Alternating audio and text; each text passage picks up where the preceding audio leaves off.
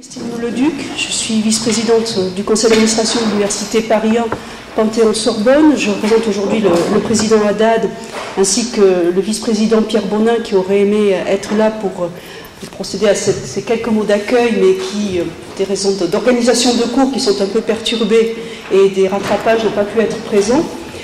Donc tout d'abord pour vous accueillir dans notre université, être très heureux que vous ayez pu être présents. Et je tiens à rendre hommage à l'organisatrice de cette journée, Charlotte Bossillon, qui a fait preuve d'un courage extrême, à la fois, je pense, d'aborder ce thème et de construire un projet scientifique, bien entendu de façon collective et avec beaucoup d'autres collègues, d'avocats, de professionnels du droit. Un courage scientifique, mais aussi un courage tout à fait pragmatique et matériel de croire que cette journée pourrait accueillir autant de personnes à Paris à 9h en pleine grève SNCF, RATP et autres. Donc merci à vous tous, en tout cas je pense que vous le ferez, mais je tenais à vous remercier d'être présents et être très heureuse de vous accueillir.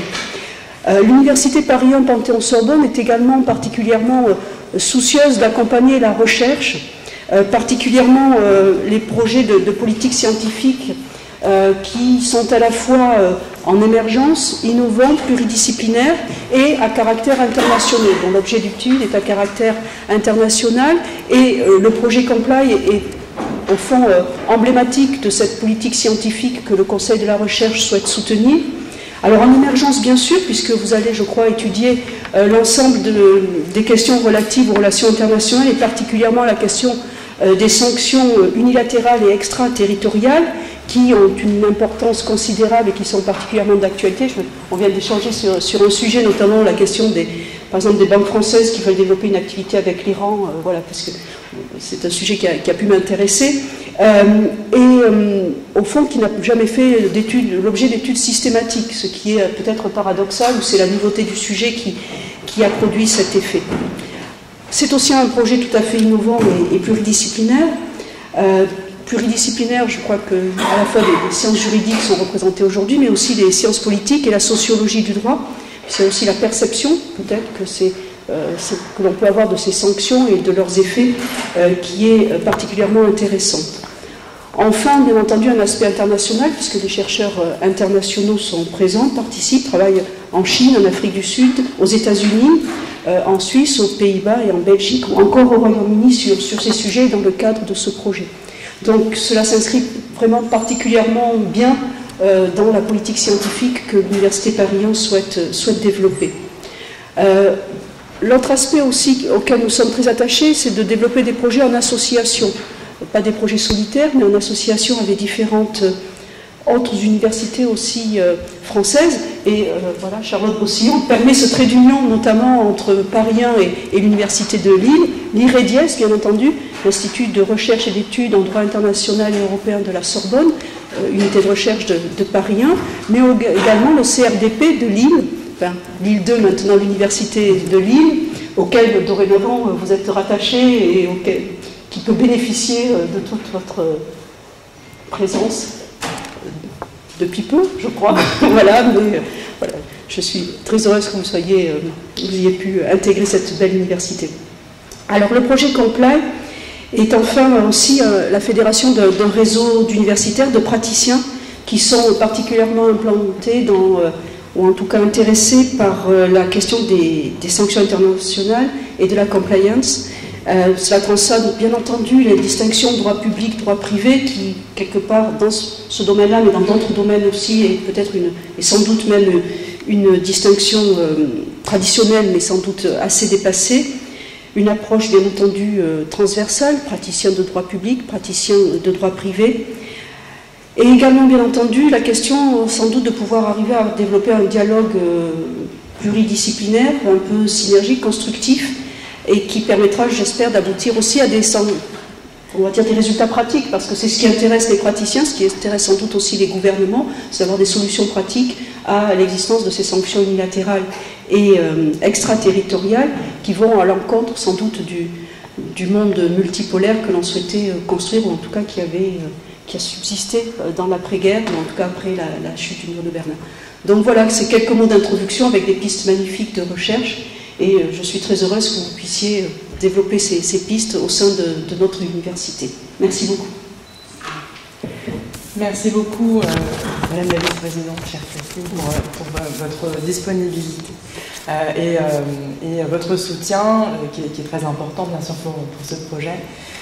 Mesdames et messieurs, chers collègues, j'ai l'immense plaisir de vous accueillir aujourd'hui dans le cadre de cette conférence qui marque une étape importante du projet Comply, qui porte sur la gouvernance mondiale de la conformité avec les sanctions internationales.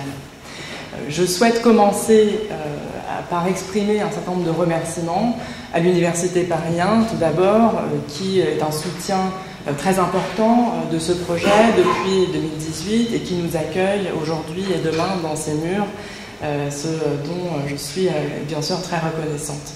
Je souhaite également adresser mes remerciements à l'IREDIES, l'Institut de recherche en droit international et européen de la Sorbonne, qui est un centre de recherche qui s'est extrêmement impliqué dans l'organisation de cette conférence, et je voudrais ici, sans attendre, remercier Madame Fadine Deli, Madame Catherine Botoko et Monsieur Daniel Ventura, qui ont fait preuve d'un engagement personnel extraordinaire pour parvenir à organiser cette conférence malgré la situation complexe des grèves et de la fermeture temporaire de certains centres de l'université la semaine dernière. Donc mes remerciements sont très sincères et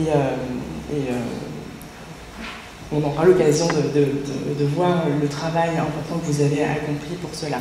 Et bien sûr, je dois remercier mon laboratoire de recherche, le Centre droit et perspectives du droit de l'Université de Lille, qui, dès mon arrivée, a tenu à s'associer à ce projet de manière à pouvoir accueillir des chercheurs lillois en son sein, et on les entendra également.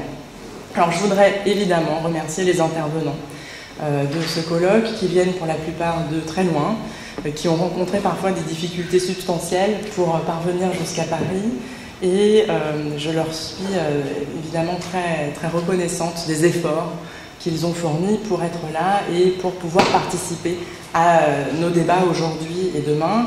Et les mêmes remerciements vont bien entendu aux membres de l'audience qui ont pu se joindre à nous aujourd'hui dans ces circonstances assez particulières. Avant de vous présenter quelques remarques introductives qui seront en anglais, puisque la langue de la conférence, notre langue de travail sera l'anglais, je voulais préciser que les interventions à la chaire seront filmées. Je vous remercie par conséquent de bien vouloir rappeler votre nom et votre fonction au moment des débats avec la salle, et nos discussions pourront être bilingues puisqu'on est très attaché ici à la diversité linguistique dans la mesure où tous les participants peuvent comprendre les propos et les questions. So I will start my brief introduction to the conference, and I wanted to highlight 3 points in this introduction. The first point is on the DNA of this project and the approach that we have taken to develop it. The second point is on the articulation of the debates that we will have today and tomorrow. And the third point is on the ways in which this project will be developed in the future. So first, about the DNA of this project, it is the result, as often for research projects, of a series of questions and often also frustrations, not to understand the way international practice was developing. These questions can be summed up as follows. Why do unilateral sanctions and extraterritorial sanctions seem ever more numerous, on the one hand, even though diplomatic protests seem somehow weaker than in the 1990s? What about the reality of this situation? Is this hypothesis verified? And if it is verified, what is the current situation of the private actors that are affected by these unilateral injunctions? How do they protect themselves? What are their techniques? And moreover, how can we counter the negative externalities of this unilateral and extraterritorial practice, such as, for instance, its humanitarian or criminal impact? As for the structure of these debates, secondly, it is designed to reflect a thought process and to create maximum synergy between the topics that we will cover today and tomorrow. The first difficulty faced by anyone working on unilateral and extraterritorial sanctions is to determine the contours of this sprawling practice. And this will be the very hard role of the first panel. Secondly, there are a number of questions that are arising and that are relating to possible limits that public international law would place on this practice, the clarification of which is of direct interest not only to academics and diplomats, but also to lawyers and judges. Once these general frameworks have been determined, the aim will be to examine the diversity of existing positions and practices with regards to unilateral and extraterritorial sanctions. So we will proceed gradually. We will address the position of South Africa, of China, and of the European Union. Then will come the United States, which we will put in perspective with the instruments of defense against these unilateral injunctions at the domestic or regional level, for instance, such as blocking laws or regulations, and at the multilateral level, such as in the WTO, for instance. As this overall perspective is put forward at the end of our debates today, tomorrow it will be a question of changing perspective. What about the economic actors that are directly targeted and affected by these measures? We will first look at the different strategies that these actors have set up in terms of adaptation and risk reduction, specifically in the context of the setting up of compliance programs. The question will then arise of possible defense strategies at the litigation level, and we will examine in turn two logics that in fact can be mobilized simultaneously, that of human rights and that of business. Thirdly, as regards the project's future developments, they are commensurate with the extremely positive reception given to the project by both academic circles and by public and private practitioners.